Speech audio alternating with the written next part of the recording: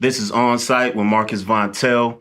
I'm from Fayetteville by way of Shreveport, Louisiana. Stay tuned, buddy.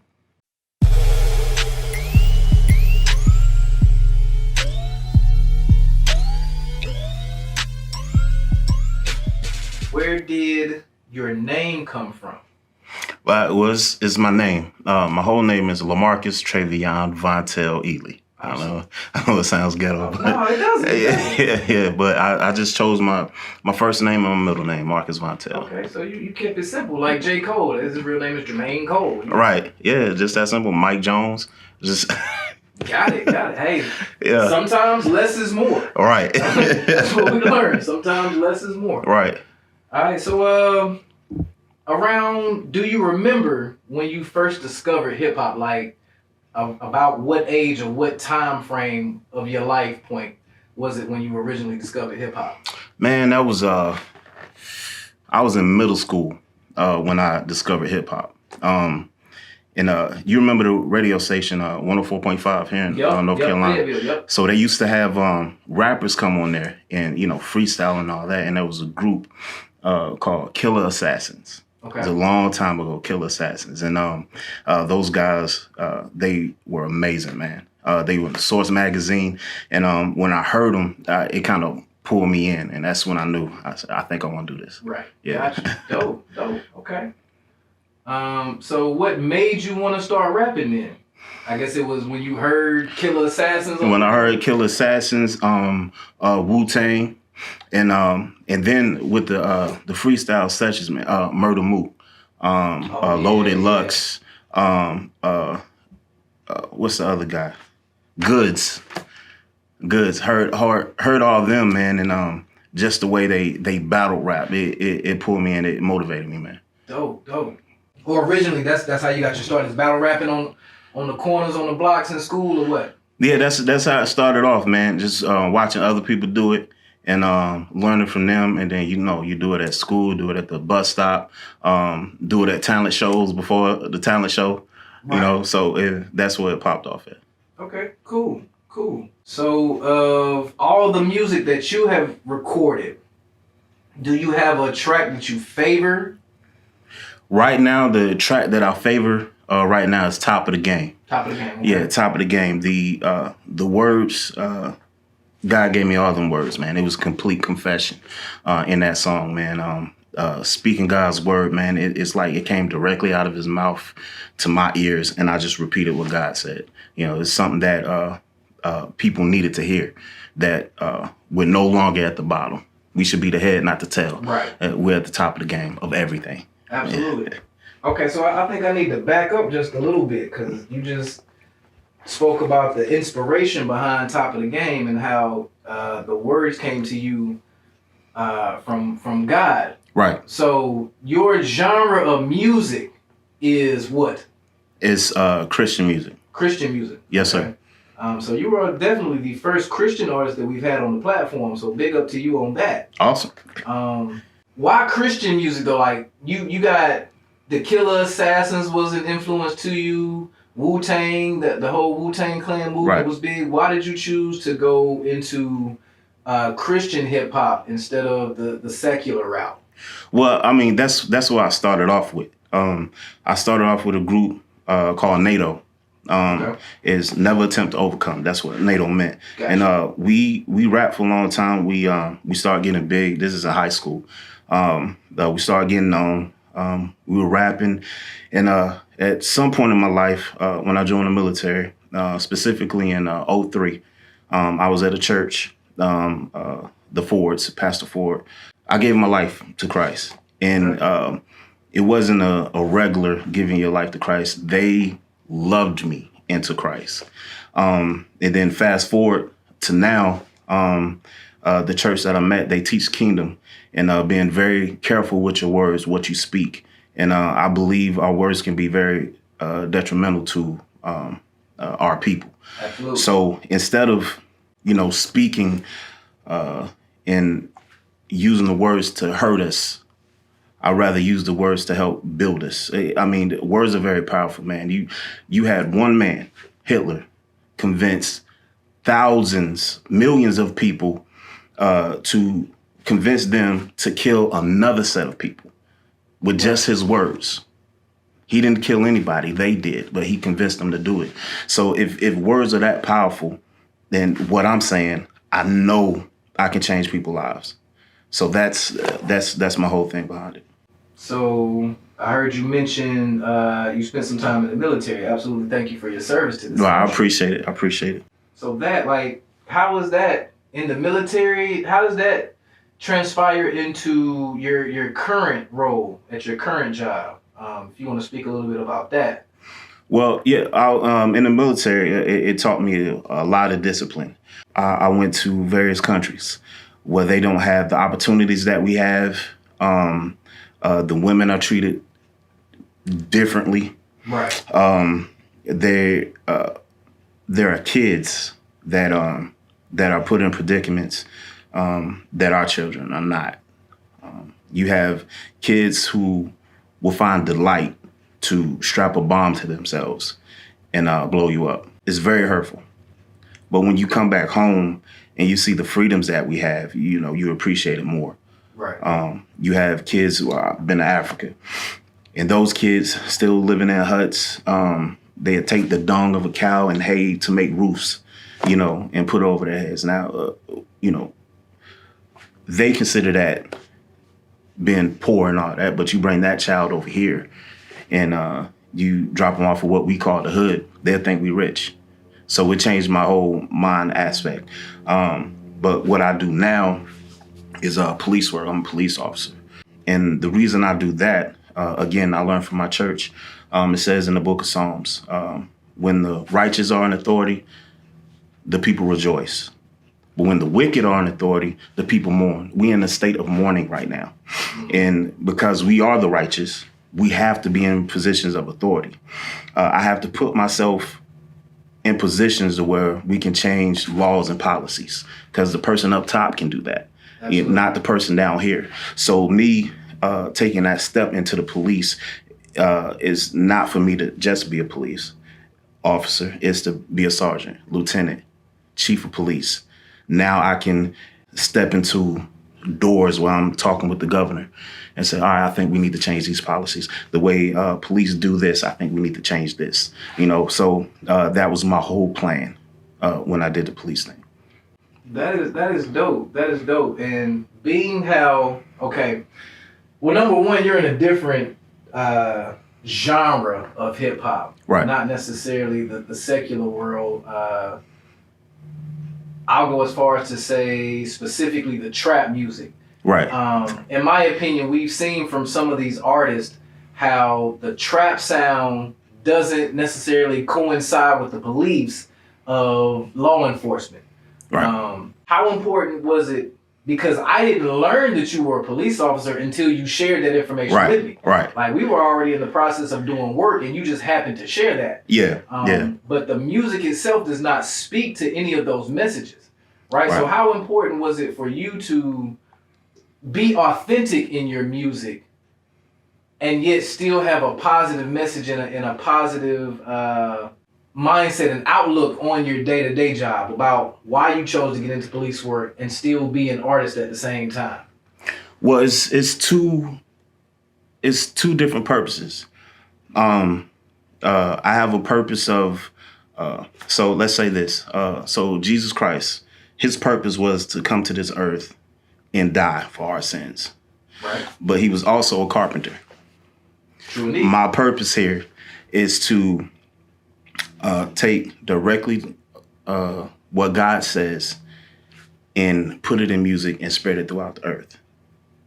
But I do this, a cop, I do that. So you have this person with a purpose in the job that he does. That's just my job. I try, so correlate the two by, so this is ministry through song. Mm-hmm. The other one is ministry by doing. So the word says, let us be a doer, not just a hearer. Absolutely. So I take my position as a police officer and I use it as a chance to minister. I'm not the type that's wanted to go down, knock down doors and, put people in handcuffs and put them in a system that's already meant to destroy us anyway. Absolutely. I'm a preventer, and I'm a solutionist. I understand that you didn't just turn out like this. Right. There's some things that happened to you as a kid. Some fathers not being there, abuse, molestation. All this is bottled up in this person. Now it's coming out like this. Right. And I have to get to the root of the issue and help this person destroy the root and create another seed. I got to plant a seed in them and help that grow. Dope. It's awesome. Awesome work you're doing. I appreciate it. What song, secular, from an independent artist, one of your tracks, whatever. Yeah. What song are you absolutely playing too much of? Like every day, you stream this joint, you listen to this joint. This is your daily motivation music. What song is that? So that song is several of them, but one of them is Fred Hammond, "Give Me a Clean Heart." That song is what he's saying in the song is I'll trade my sorrow for your joy.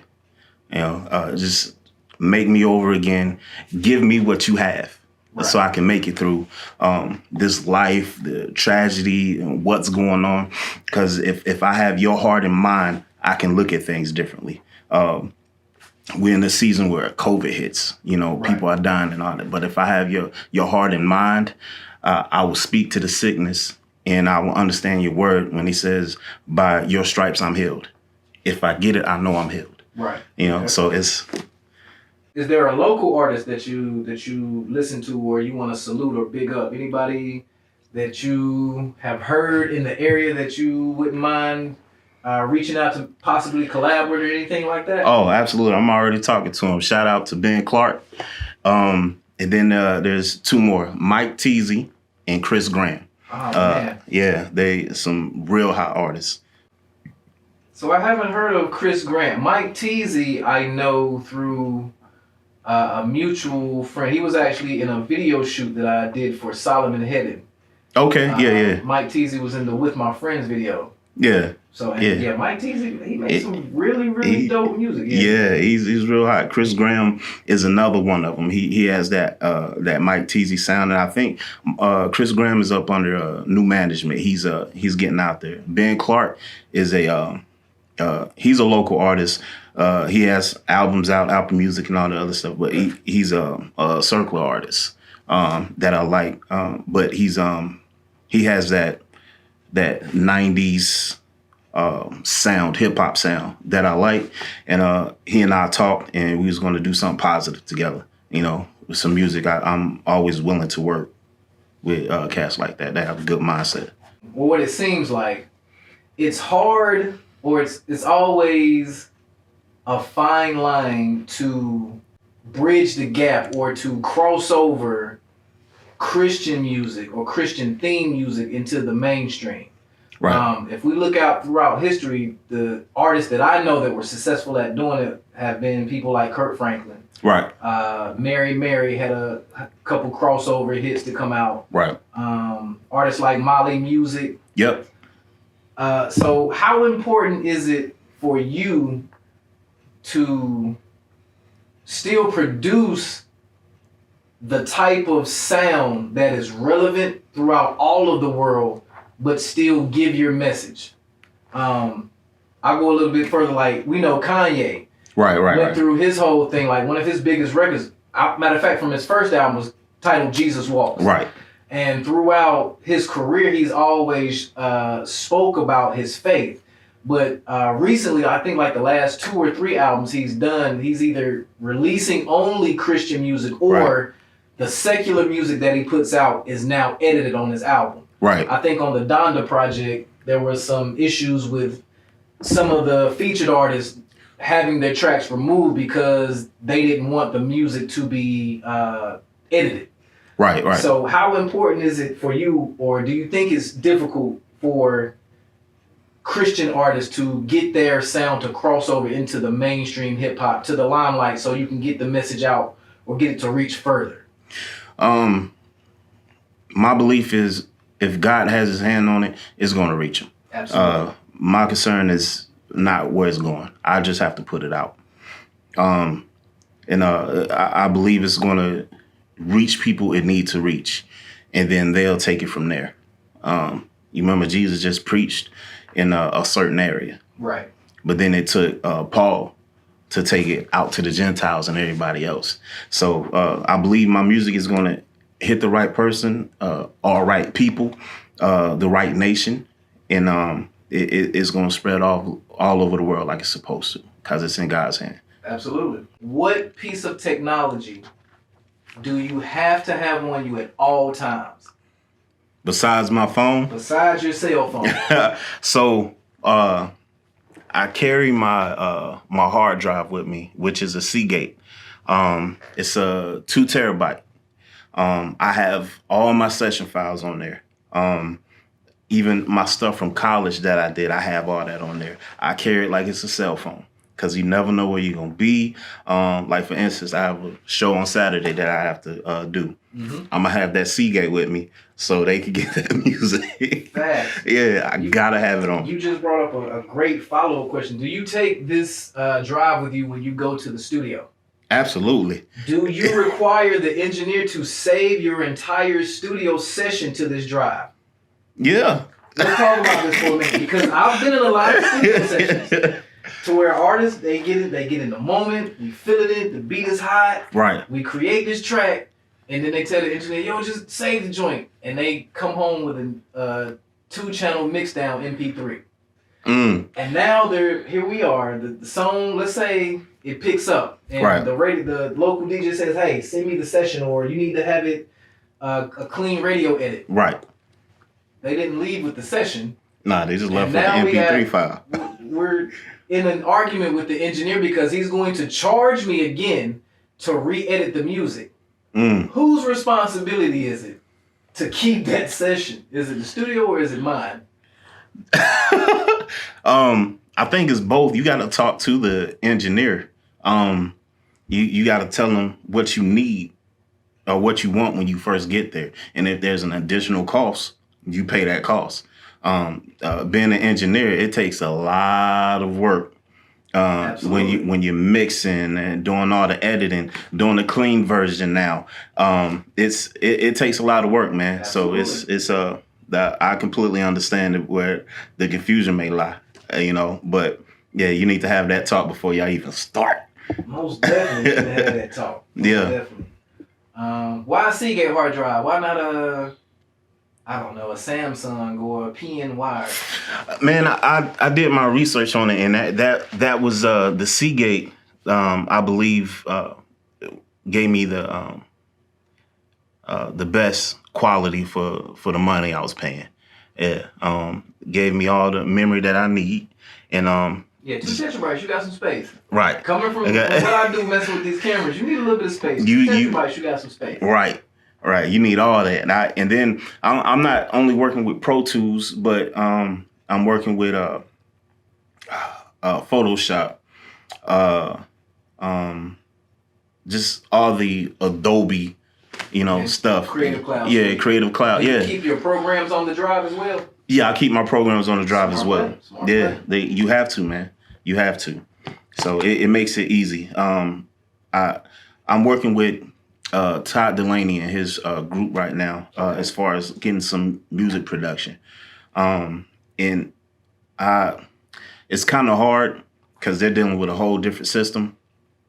So, but I have Pro Tools, they have something else. I forgot what they have.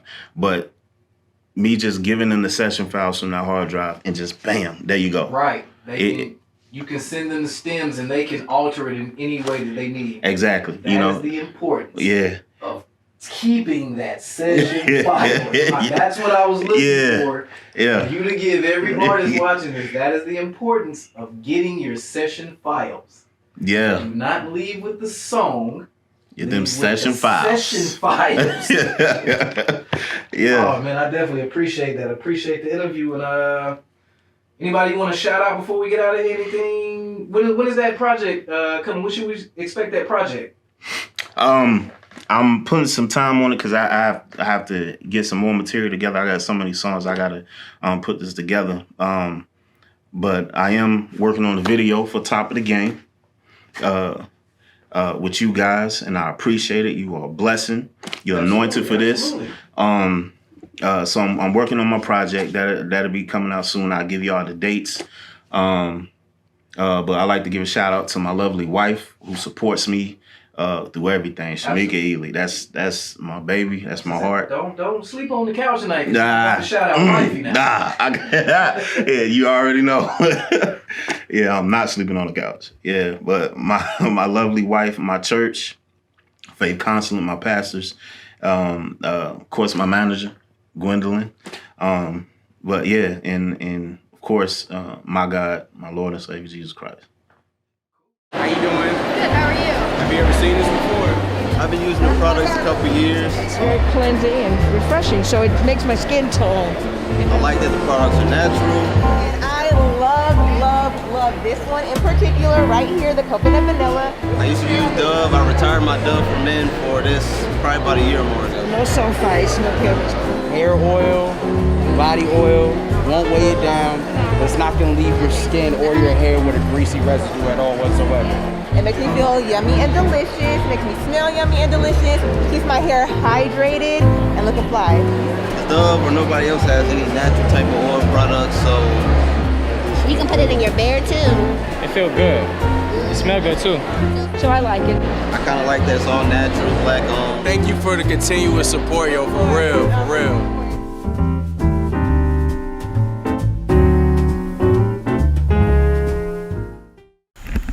Yeah. Marcus Vontell on site. Now let me make a point with some masonry talk. Cause how you gonna see the light if you ain't never been taught? How you gonna get to there if you ain't never been brought? I'm giving you game for free cause he paid the cost. Now listen, I'm a different kind of Christian with hood ties. Evangelize on street corners with drug dealers to the sunrise. I'm obligated to victimize, do homicide with intention on all sin, mass genocide. If I'm disturbing your business, I just handle my business. Then I push it along to the next mission, but not without pulling them out, kicking and screaming. Strength and condition, I'm exercising your demons. Not only for just a season, I'm in this thing for the long haul. I pack them up and move them out like a U-Haul. I impact all colors like I'm a cue ball, sleeping on me. Give you that scripture laced with the Adderall. Thinking you can stack up against God? Not at all. I seen the greatest of men get here, then I watch them fall. They foundation was rocky, no steel rod. You got brick on brick and brick with mortar. That's kingdom strength. Get it in order. They say switch to R&B and hip hop. That's where the money at. But he'll supply all my needs. That's where my mind be at. I'm trying to be the illest for God. Hypochondriac. So you never see me chasing that paper. I ain't in shape for that. I promote God like coupons on Groupon. So whatever I'm on, please believe that he's on. Introducing these contraceptives and using it as a weapon. Preventing your vain religion from killing the kingdom message, I'm gone. But I come back with it though. One body, different members, that anatomy flow.